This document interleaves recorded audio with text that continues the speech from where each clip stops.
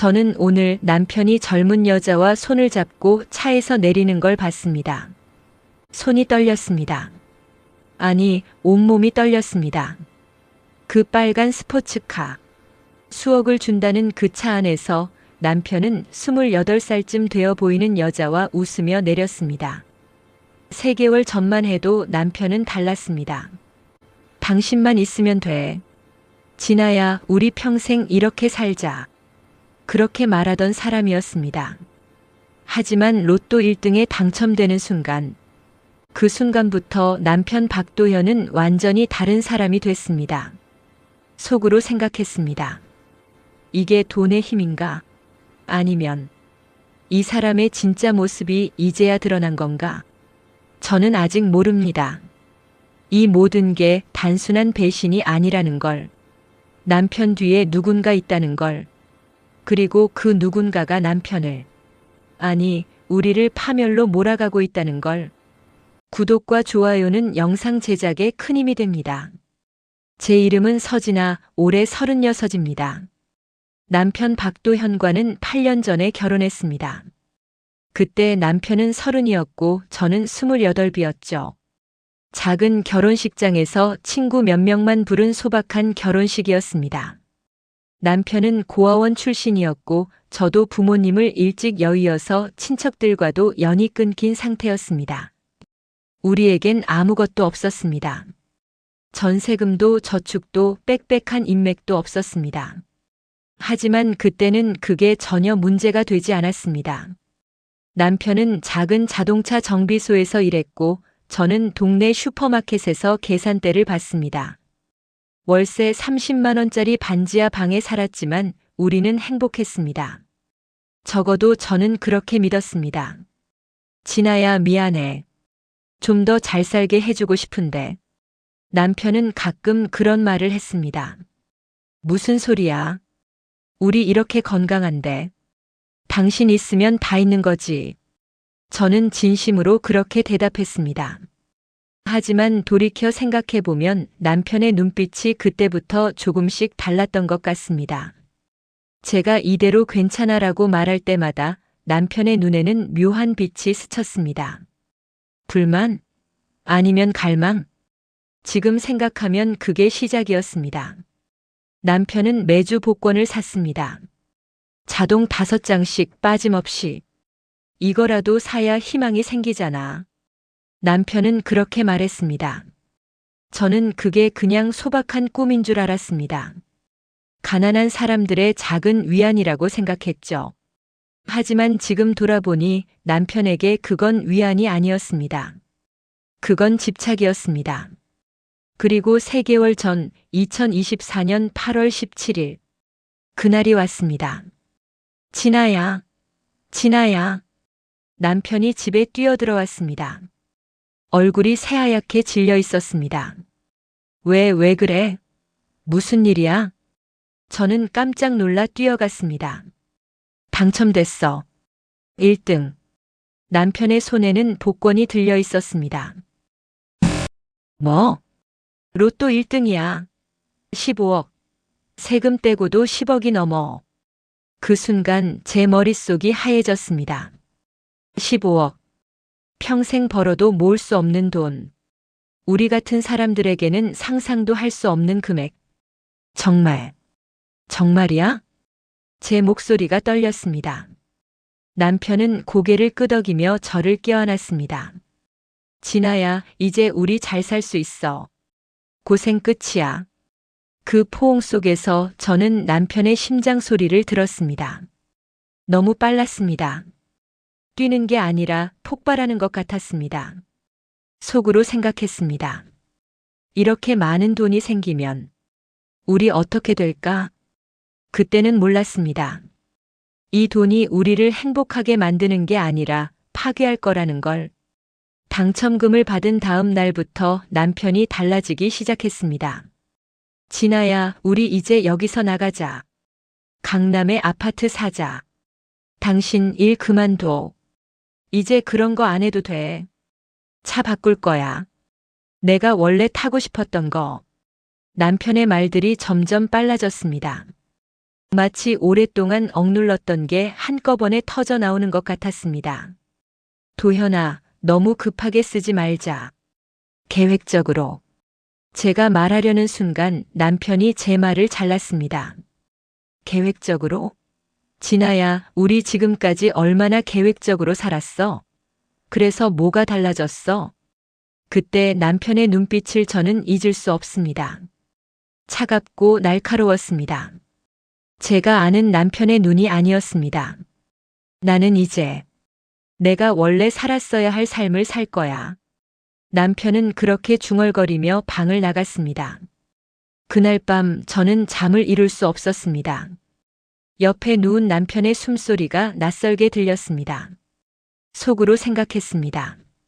이 사람, 정말 내가 아는 사람이 맞나? 그리고 그 불길한 예감은 정확히 맞아떨어졌습니다. 남편이 차를 바꾼 건 당첨금을 받고 일주일 후였습니다. 진아야, 나 좀 나갔다 올게. 그날 아침 남편은 평소와 다르게 옷을 차려입고 나갔습니다.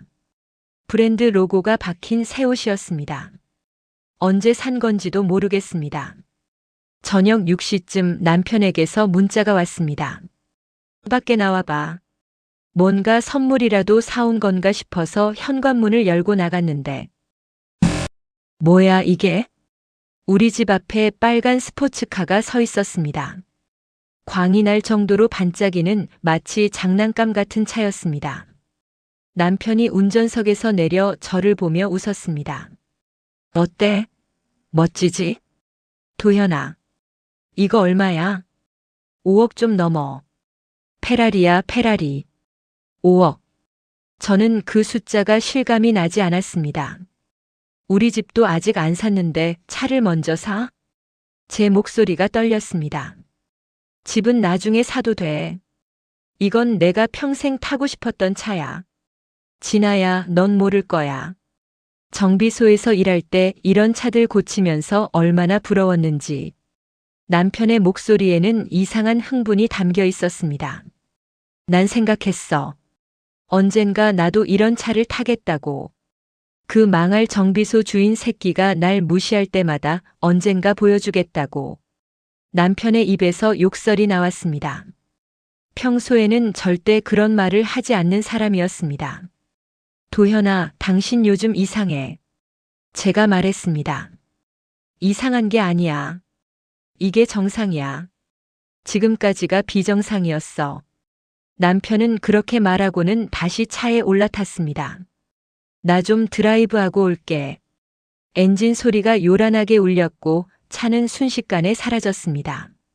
저는 그 자리에 멍하니 서 있었습니다. 속으로 생각했습니다. 이 사람, 내가 정말 모르는 사람이었나? 그날부터 남편의 귀가 시간이 늦어지기 시작했습니다. 어디 갔다 와? 밤 11시가 넘어 들어온 남편에게 물었습니다. 친구들 만나고. 무슨 친구? 당신 친구 없잖아. 새로 사귄 친구들. 새로 사귄 친구들. 저는 그 말이 마음에 걸렸습니다. 어떤 사람들인데? 그냥 좀 잘 사는 사람들이야. 나한테 이것저것 가르쳐줘. 투자도 하고 사업도 하고. 남편의 말투가 달라졌습니다. 예전에는 우리라고 했는데 이제는 나라고 했습니다. 도현아, 우리 얘기 좀 하자. 지금? 피곤한데. 남편은 씻지도 않고 침대에 누웠습니다. 술 냄새가 났습니다. 다음 날 아침 남편은 일찍 나갔습니다. 오늘 골프 배우러 간다. 골프? 남편은 평생 골프채를 잡아본 적이 없는 사람이었습니다. 저는 불안했습니다. 하지만 확신할 수는 없었습니다. 내가 너무 예민한 건가? 돈이 생겼으니 즐기고 싶은 게 당연한 거 아닌가? 하지만 제 불안은 현실이 됐습니다. 어느 날 저녁 남편의 휴대폰에서 알림음이 울렸습니다. 남편은 샤워 중이었고 휴대폰은 침대 위에 놓여 있었습니다. 화면을 보지 말아야 한다는 걸 알았습니다. 하지만 제 손은 저절로 움직였습니다. 카카오톡 알림이었습니다. 오빠, 오늘 정말 재밌었어요. 다음엔 어디 갈까요? 보낸 사람 주리. 주리? 저는 그 이름을 들어본 적이 없었습니다. 손이 떨렸습니다. 더 보고 싶었지만 그때 샤워실 문이 열렸습니다. 뭐해? 남편이 물었습니다. 아무것도. 문자 왔어. 저는 서둘러 휴대폰을 내려놓았습니다. 남편은 의심스러운 눈빛으로 저를 보더니 휴대폰을 집어들었습니다. 화면을 확인하고는 아무렇지 않게 말했습니다. 골프 가르쳐주는 사람이야. 골프 가르쳐주는 사람이 하트를 보내나요? 저는 속으로 생각했지만 입 밖으로 내지 못했습니다. 그날 밤 저는 남편이 잠든 후 몰래 휴대폰을 확인하려 했습니다. 하지만 비밀번호가 바뀌어 있었습니다. 예전에는 제 생일이었는데 이제는 아니었습니다. 침대에 누워 어둠 속에서 남편의 뒷모습을 바라봤습니다. 속으로 생각했습니다. 이 사람이 바람을 피우는 건가? 아니면 내가 너무 의심하는 건가? 하지만 다음 날 제 의심은 확신으로 바뀌었습니다. 남편이 나간 후 저는 집을 청소하다가 옷장 서랍에서 영수증 하나를 발견했습니다. 호텔 영수증이었습니다. 프레지던셜 스위트룸 1박 280만 원. 날짜는 3일 전이었습니다. 그날 남편은 친구들이랑 골프 치고 늦을 것 같다고 문자를 보냈던 날이었습니다. 손에 쥔 영수증이 흔들렸습니다. 속으로 생각했습니다. 이제 확실해졌어. 저는 그날 남편을 미행하기로 결심했습니다. 다음 날 남편이 오늘도 저녁 늦는다는 문자를 보냈을 때 저는 집을 나섰습니다. 남편의 위치 추적 앱을 몰래 설치해 둔 게 도움이 됐습니다. 결혼 초에 서로 안전을 위해 설치했던 건데 남편은 아마 잊고 있을 겁니다. 강남의 한 고급 레스토랑. 남편의 빨간 스포츠카가 발레 파킹 구역에 서 있었습니다. 저는 떨리는 손으로 레스토랑에 들어갔습니다. 예약하신 분 성함이? 직원이 물었습니다. 저기 박도현 씨 일행이요. 네. 2층 VIP룸에 계십니다. 2층 VIP룸. 저는 천천히 계단을 올라갔습니다. 복도 끝 반쯤 열린 문틈으로 남편의 목소리가 들렸습니다. 주리야, 이거 마음에 들어? 오빠, 이게 진짜예요? 샤넬 리미티드 에디션이잖아요. 여자의 목소리. 밝고 경쾌하고 젊었습니다. 저는 문틈으로 안을 들여다봤습니다. 남편이 한 여자 옆에 앉아 있었습니다. 긴 생머리, 짙은 화장, 몸에 딱 붙는 원피스를 입은 여자. 28살쯤 되어 보였습니다. 남편은 그 여자의 목에 목걸이를 채워주고 있었습니다. 예쁘지? 너한테 잘 어울려. 오빠가 최고예요. 여자가 남편의 뺨에 뽀뽀를 했습니다. 그 순간 제 머릿속이 하얘졌습니다. 심장이 멈춘 것 같았습니다. 숨을 쉴 수가 없었습니다. 도현아. 제 입에서 비명이 터져 나왔습니다. 문을 박차고 들어가려는데 누군가 제 팔을 잡았습니다. 손님, 여기는 프라이빗 룸입니다. 레스토랑 직원이었습니다. 나요? 저 안에 제 남편이 있어요. 손님, 조용히 하지 않으시면. 그때 문이 열렸습니다. 남편이 나왔습니다. 진아야? 남편의 얼굴이 굳어졌습니다. 당신, 여기서 뭐 하는 거야? 제 목소리가 떨렸습니다. 내가 뭘 하든 상관없잖아. 남편의 목소리는 차가웠습니다. 상관없다고? 나 당신 아내야. 아내? 그래, 아내지. 그래서 뭐? 나한테 뭘 해준 게 있어? 남편의 말에 저는 할 말을 잃었습니다. 우리 8년 동안 함께 살았잖아. 함께 살았어. 가난하게. 좁은 반지하에서 매일 라면이나 끓여 먹으면서. 남편의 목소리에 독이 서려 있었습니다. 당신 그때 행복하다고 했잖아.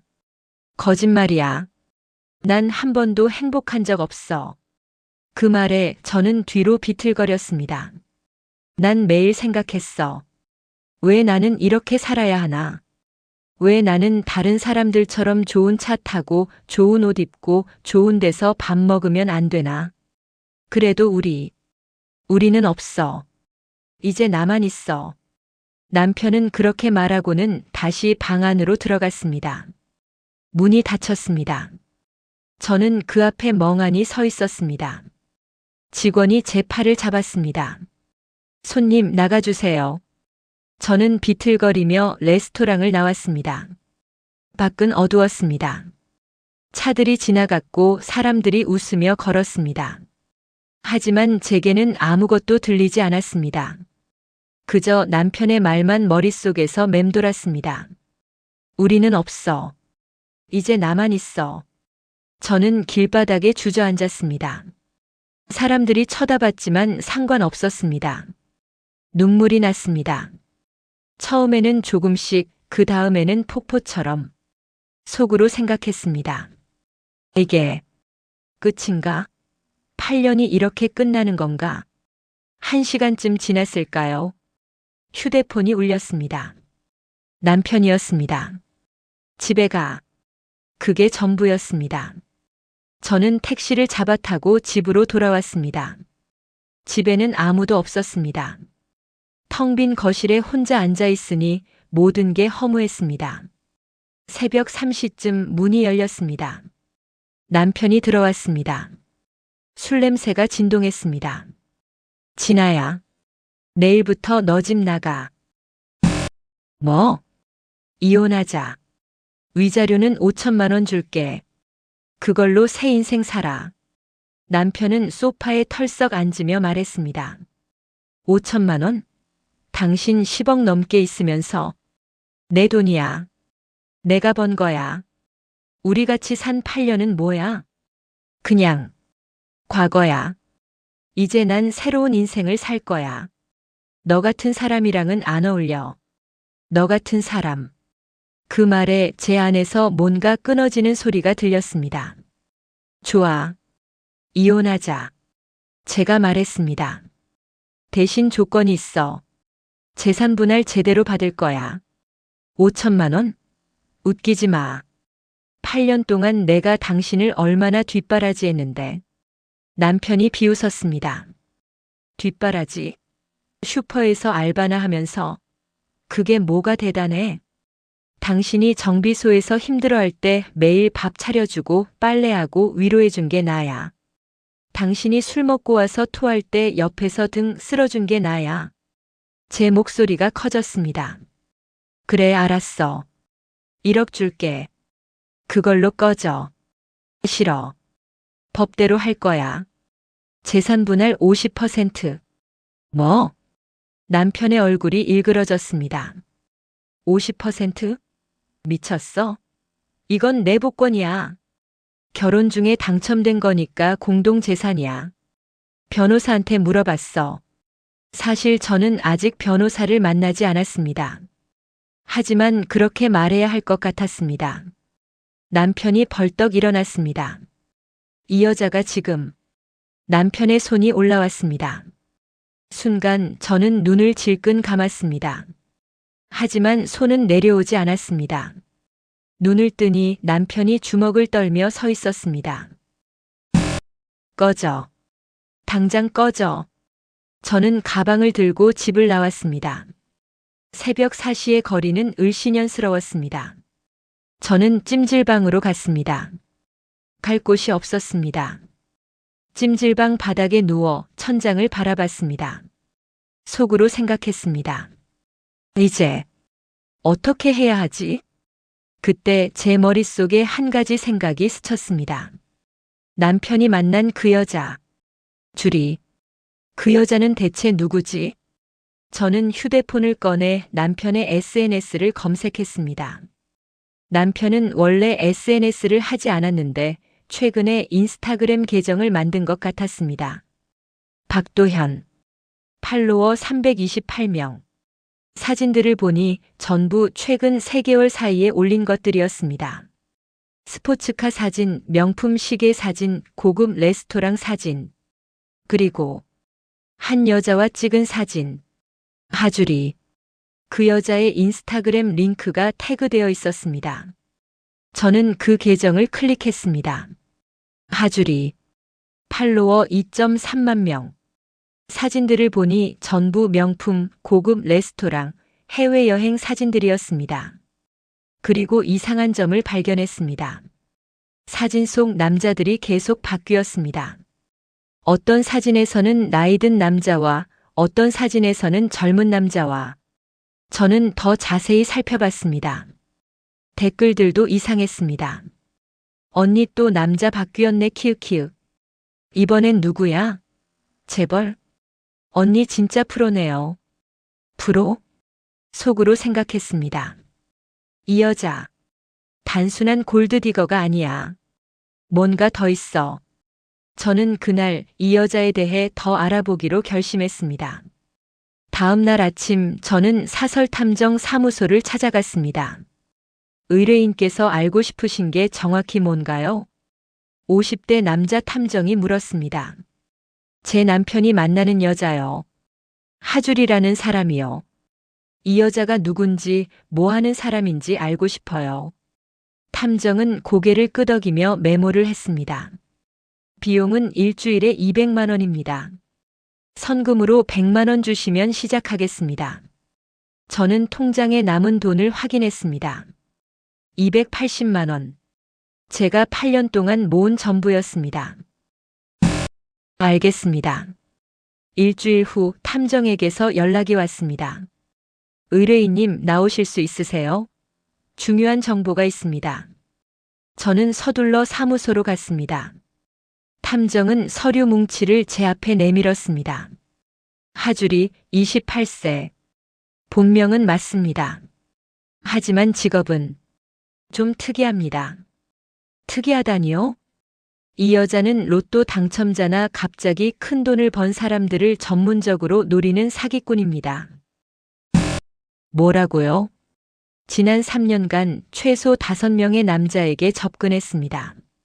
모두 갑자기 돈을 번 사람들이었어요. 로또 당첨자, 상속자, 부동산 대박난 사람들. 탐정은 사진들을 보여줬습니다. 하주리가 다양한 남자들과 찍은 사진들이었습니다. 이 여자는 SNS로 타겟을 물색합니다. 갑자기 명품이나 비싼 차를 사는 사람들의 계정을 찾아서 우연을 가장해 접근하죠. 그래서 그 남자들한테 뭘 했나요? 평균적으로 6개월에서 1년 동안 관계를 유지하면서 명품, 차, 집 등을 선물 받습니다. 그리고 마지막에는 투자 명목으로 큰 돈을 받아내고 사라집니다. 경찰에 신고는 안 했나요? 했죠. 하지만 이 여자는 교묘합니다. 모든 게 선물이나 연인 관계에서의 금전 거래로 포장되어 있어서 사기로 입증하기가 어려워요.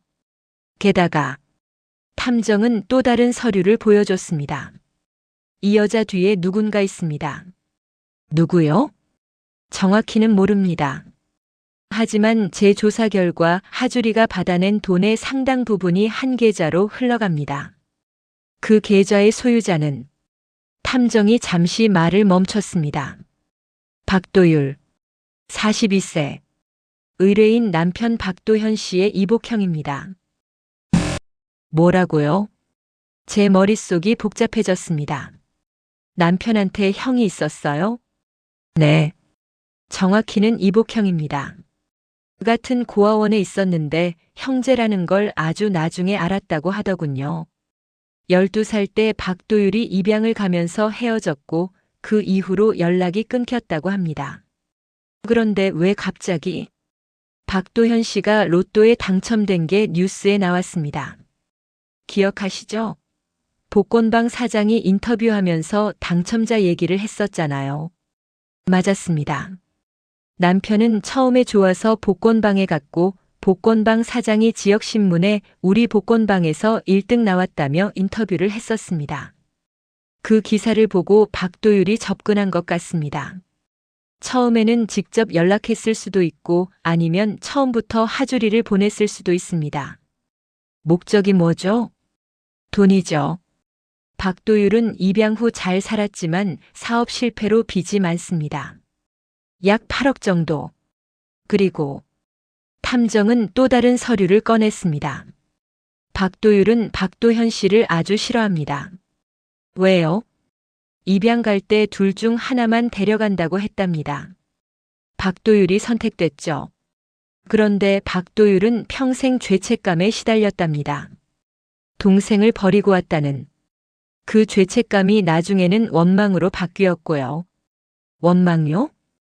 본인은 입양 가서 잘 살았지만 결국 사업 실패로 망했습니다.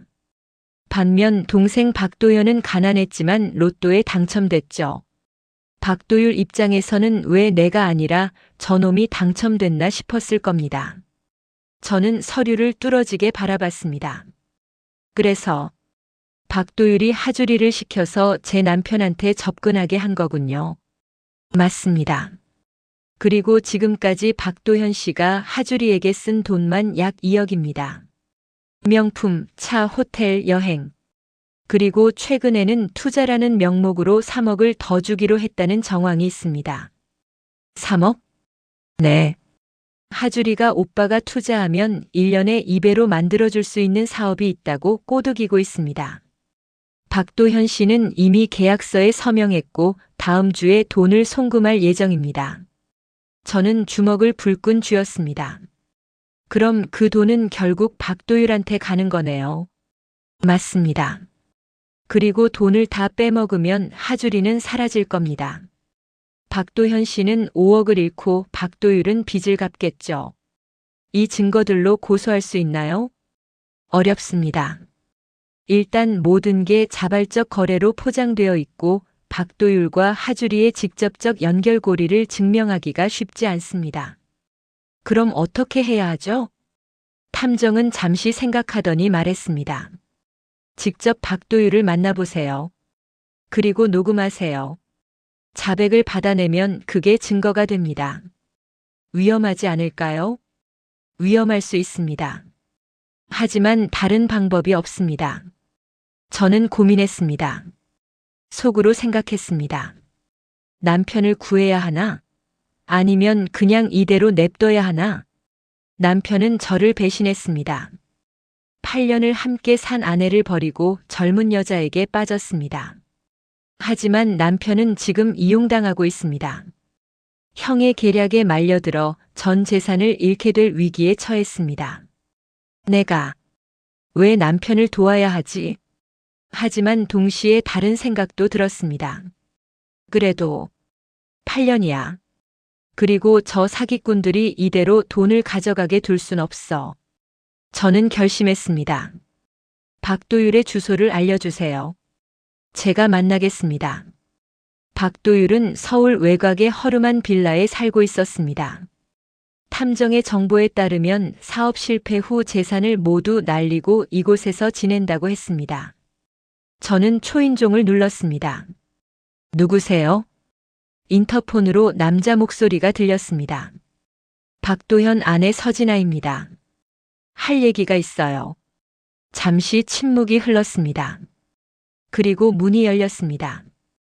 박도율은 남편과 닮았으면서도 달랐습니다. 더 거칠고 피곤해 보였습니다. 들어오세요. 좁은 원룸이었습니다. 집안은 어질러져 있었고 술병들이 곳곳에 놓여 있었습니다. 차는 없고요. 볼 일이 뭔가요? 박도율은 소파에 앉으며 물었습니다. 저는 가방에서 녹음기를 켰습니다. 물론 들키지 않게. 하주리요. 누구? 시침이 떼지 마세요. 당신이 하주리를 시켜서 제 남편한테 접근하게 한 거 다 알아요. 박도율의 얼굴이 굳었습니다. 증거라도 있어요? 충분히 있어요. 하주리가 받은 돈이 당신 계좌로 간 것도 알고 있어요. 박도율은 담배에 불을 붙이며 말했습니다. 그래서 경찰에 신고할 거예요? 그럴 수도 있죠. 하지만 그 전에 당신한테 묻고 싶어요. 왜 그랬어요? 박도현은 당신 동생이잖아요. 동생? 박도율이 비웃었습니다. 동생이라고 생각한 적 없어요. 왜요? 당신 남편 얘기 안 들었어요? 우리가 어떻게 헤어졌는지. 입양 갈 때 한 명만 데려간다고 했다는 건 들었어요. 그게 다가 아니에요. 박도율은 담배 연기를 깊이 들이마셨습니다. 그날 입양 부모가 왔을 때 우리 둘 다 서 있었어요. 그리고 입양 부모가 물었죠. 둘 중에 누가 더 착하냐고. 원장 선생님이 저를 가리켰어요. 그래서 저는 선택됐죠. 하지만 차를 타고 가는데 뒤를 돌아봤어요. 도현이가 울면서 쫓아오더라고요. 형, 형, 부르면서. 박도율의 목소리가 떨렸습니다. 저는 그냥 창밖을 봤어요. 뒤돌아보지 않았어요. 그리고 그 뒤로 30년 동안 그 모습이 악몽으로 나왔어요. 그럼 왜 지금 남편을 괴롭히는 거예요? 미안하면 도와줘야 하는 거 아닌가요? 도와줘? 박도율이 웃었습니다. 쓰디쓴 웃음이었습니다. 저는 입양 가서 좋은 집에서 자랐어요. 대학도 갔고 사업도 했죠. 하지만 결국 망했어요. 8억 빚을 지고 이렇게 살고 있어요. 그게 남편이랑 무슨 상관이에요? 상관 있죠. 저는 평생 열심히 살았어요. 입양 부모한테 잘해야 한다고 생각하면서 착한 아들 노릇했어요. 하지만 결국 망했어요. 박도율의 목소리가 커졌습니다. 그런데 도현은 고아원에서 자라고 제대로 교육도 못 받았지만 로또 한 장으로 10억을 벌었어요. 10억. 제가 평생 벌어도 못 벌 돈을. 그래서 빼앗으려는 거예요? 빼앗는 게 아니에요. 원래 제 거예요. 무슨 소리예요? 그날 제가 뒤돌아봤더라면, 제가 도현이를 데려가자고 했더라면 로또를 산 건 저였을 거예요. 당첨된 것도 저였을 거예요. 박도율은 재떨이를 집어 던졌습니다. 이건 운명의 장난이에요. 신이 저한테 장난친 거예요. 미쳤군요. 제가 말했습니다. 당신은 지금 동생을 파멸시키고 있어요. 하주리한테 넘어간 남편이 바보인 건 맞아요. 하지만 그렇다고 형이 동생을 이용해도 된다는 건 아니잖아요. 이용? 전 그냥 제 몫을 찾는 거예요. 당신 몫은 없어요. 그건 남편이 산 복권이에요. 운명적으로는 제 거예요. 박도율이 소리쳤습니다. 저는 가방에서 탐정이 준 서류를 꺼냈습니다. 이거 봐요. 당신이 하주리한테 보낸 문자들이에요. 도현이 바보라서 쉽게 넘어간다. 3억만 더 뜯어내면 끝이다. 이런 내용들이요. 박도율의 얼굴이 창백해졌습니다. 어디서 구했어요? 탐정이 해킹했어요. 불법이긴 하지만 당신이 한 것보다는 덜 나쁘죠. 그걸로 뭘 하려고요? 경찰에 넘길 거예요. 그리고 남편한테도 보여줄 거예요. 당신이 얼마나 비열한 인간인지. 박도율은 한참을 말없이 앉아 있었습니다. 그리고 갑자기 웃기 시작했습니다. 하하. 뭐가 웃겨요? 도현이 정말 운이 좋네요. 배신한 아내가 이렇게까지 도와주다니. 배신? 들었어요. 도현이 당신을 차버렸다면서요? 젊은 여자한테 빠져서? 맞아요. 그런데도 도와주려고요? 저는 잠시 말이 막혔습니다.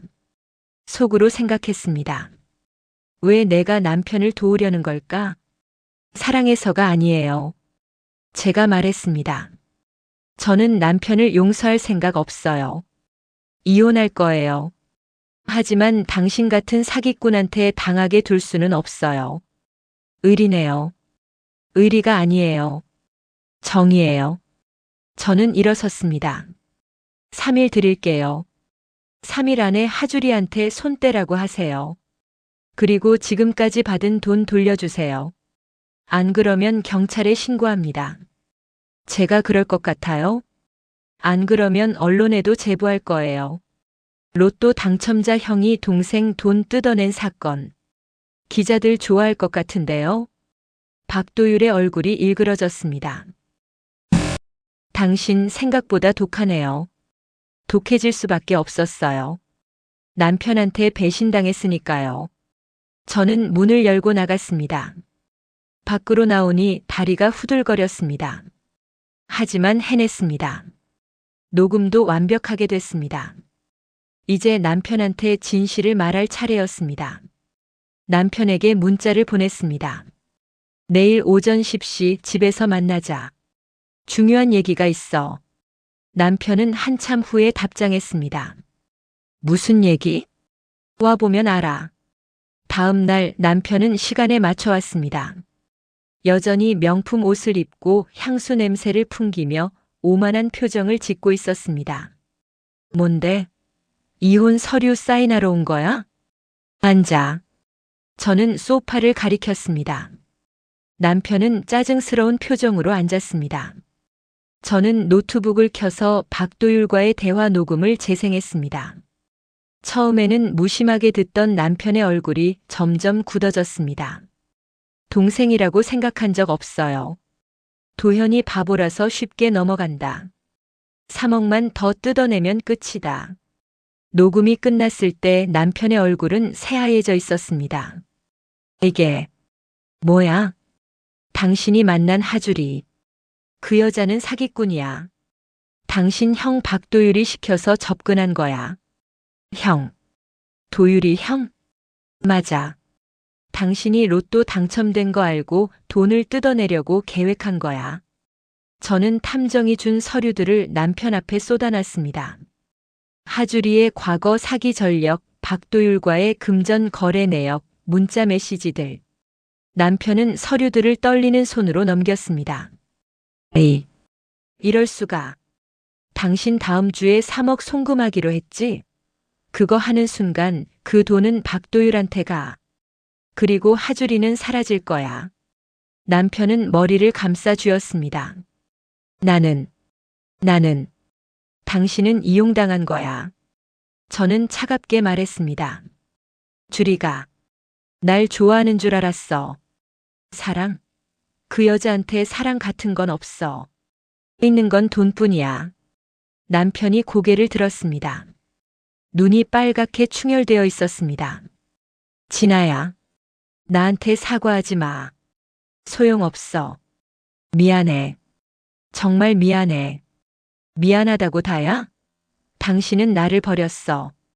8년을 함께 산 아내를 차버리고 젊은 여자한테 빠졌어. 그것도 사기꾼한테. 제 목소리가 떨렸습니다. 나는 당신을 용서할 수 없어.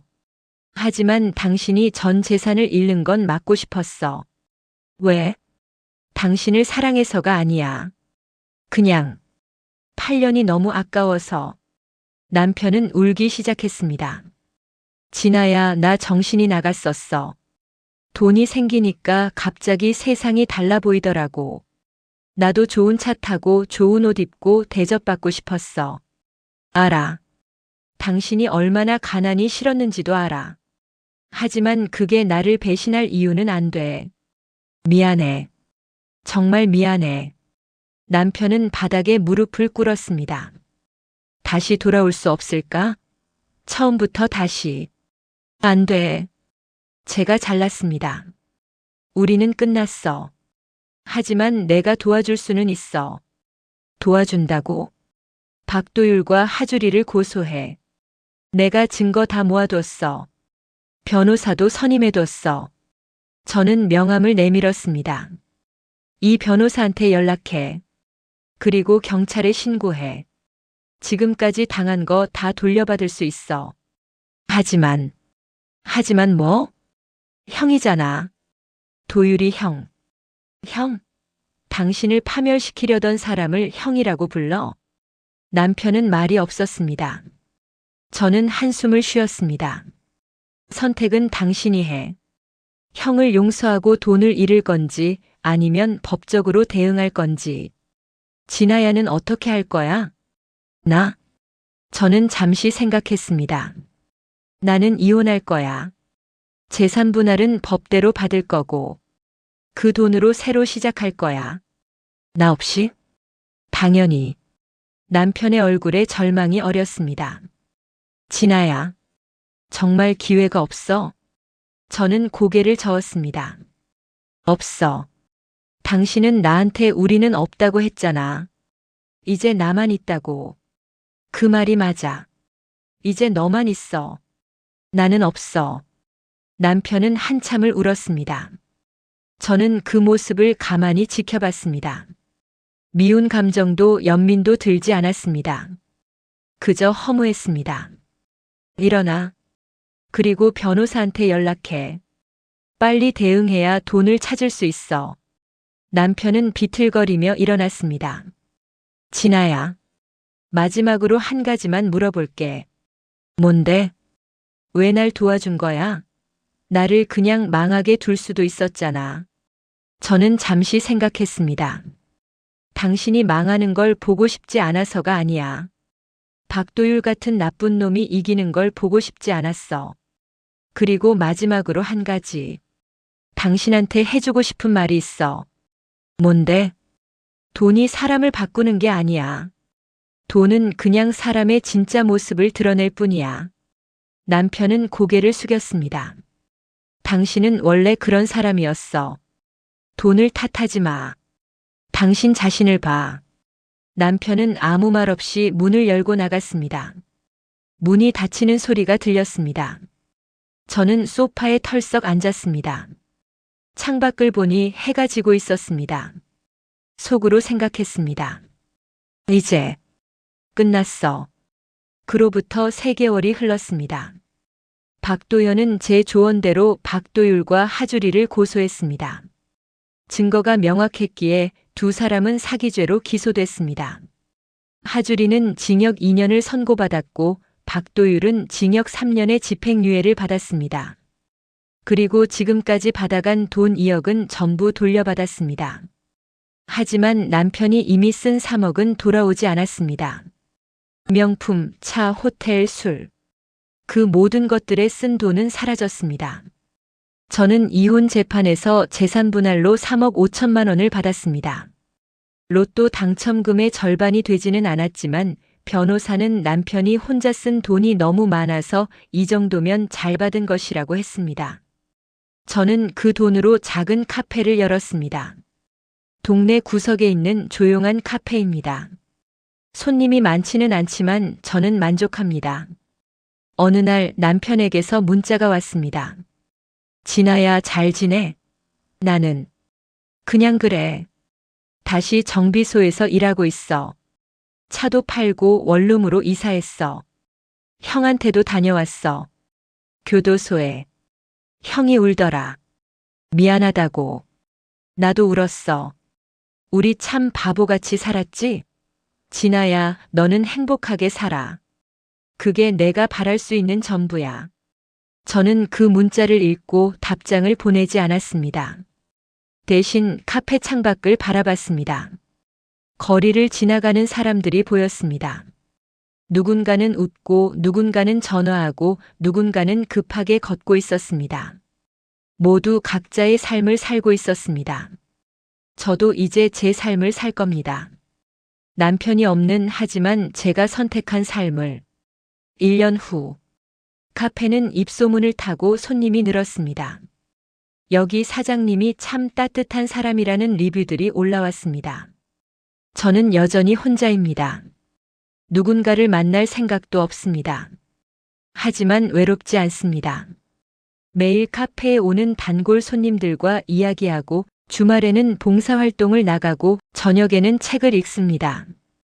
그리고 가끔, 정말 가끔 박도현 생각이 납니다. 지금쯤 뭐 하고 있을까?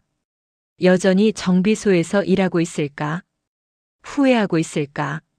하지만 그런 생각도 잠깐입니다. 저는 제 삶이 더 중요하니까요. 어느 날 카페에 한 남자가 들어왔습니다. 40대 초반쯤 되어 보이는 차분한 인상의 남자였습니다. 아메리카노 하나 주세요. 네, 잠시만요. 커피를 만들어 가져다 주니 남자가 말했습니다. 여기 분위기 참 좋네요. 자주 와도 될까요? 물론이죠. 남자는 미소 지었습니다. 사장님, 혹시 혼자 하세요? 네. 대단하시네요. 혼자서 카페를 운영하시다니. 별로 대단한 건 아니에요. 그냥 살다 보니까 이렇게 됐어요. 그래도 쉽지 않으셨을 텐데. 남자의 목소리에 진심이 담겨 있었습니다. 저는 웃으며 답했습니다. 쉽지 않았죠. 하지만 살아남았어요. 살아남으셨군요. 네. 그리고 지금은 행복해요. 그 말을 하는 순간 제가 정말 행복하다는 걸 깨달았습니다. 남편도 로또도 배신도 그 모든 게 과거일 뿐이었습니다. 지금 여기 제가 만든 이 작은 카페에서 제가 선택한 이 삶에서 저는 행복했습니다. 진짜로 여러분께 전하고 싶은 이야기가 있습니다. 돈은 사람을 바꾸지 않습니다. 돈은 단지 사람의 진짜 모습을 드러낼 뿐입니다. 제 남편 박도현은 원래 그런 사람이었습니다. 가난이 싫었고 대접받고 싶었고 자신을 무시한 사람들에게 복수하고 싶었던. 로또는 그저 그런 욕망을 숨겨둔 뚜껑을 열어준 것뿐이었습니다. 하지만 그렇다고 모든 사람이 그런 것은 아닙니다. 누군가는 돈이 생겨도 변하지 않습니다. 누군가는 돈이 생기면 더 좋은 사람이 됩니다. 누군가는 돈을 나누고 베풀고 감사할 줄 압니다. 중요한 건 돈이 아닙니다. 중요한 건 그 사람의 마음입니다. 저는 8년을 남편과 함께 살면서도 그 사람의 진짜 마음을 몰랐습니다. 아니, 알고 싶지 않았는지도 모릅니다. 당신만 있으면 되라는 말 뒤에 숨은 하지만 돈이 있었으면 더 좋았을 텐데라는 속마음을 여러분도 한번 생각해 보세요. 곁에 있는 사람이 정말 어떤 사람인지, 그 사람이 힘들 때 옆에 있어줬다면 행복할 때도 옆에 있어줄 사람인지, 아니면 그저 지금이 힘들어서 외로워서 필요해서 붙잡고 있는 것인지, 그리고 자신에게도 물어보세요. 나는 어떤 사람인가? 돈이 생기면 나는 어떻게 변할까? 내 곁에 있는 사람들을 소중히 여기고 있는가? 저는 이제 알았습니다. 진짜 행복은 돈에서 오지 않는다는 것. 진짜 행복은 믿을 수 있는 사람과 함께 있을 때 온다는 것. 10억이 있어도 혼자면 외롭습니다. 하지만 10만 원밖에 없어도 사랑하는 사람과 함께라면 행복할 수 있습니다. 물론 저는 더 이상 사랑을 믿지 않습니다.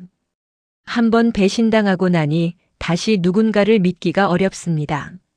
하지만 그래도 괜찮습니다. 저는 이제 혼자서도 행복할 수 있으니까요. 제가 선택한 삶을 살 수 있으니까요. 여러분도 기억하세요. 누군가 여러분을 배신한다면 그건 여러분 잘못이 아닙니다. 그건 그 사람의 선택입니다. 하지만 그 배신 때문에 무너지지 마세요. 일어나세요. 그리고 다시 시작하세요. 여러분은 생각보다 강합니다. 여러분은 생각보다 소중합니다. 저 서진아가 그랬던 것처럼 이 이야기는 로또 당첨이라는 행운이 어떻게 한 사람을, 한 가정을 무너뜨릴 수 있는지를 보여줍니다. 하지만 동시에 그 폐허 속에서도 다시 일어설 수 있다는 희망의 메시지를 담고 있습니다. 돈은 중요합니다. 하지만 돈보다 중요한 것들이 있습니다. 신뢰, 사랑, 존중, 그리고 자존감. 이 이야기를 들으시는 모든 분들이 진짜 중요한 것이 무엇인지 다시 한번 생각해 보는 시간이 되셨기를 바랍니다. 그리고 혹시 지금 힘든 시간을 보내고 계신 분이 있다면 이 이야기가 작은 위로가 되었으면 좋겠습니다. 여러분은 혼자가 아닙니다. 여러분은 충분히 강합니다. 여러분은 다시 시작할 수 있습니다. 오늘도 힘내세요.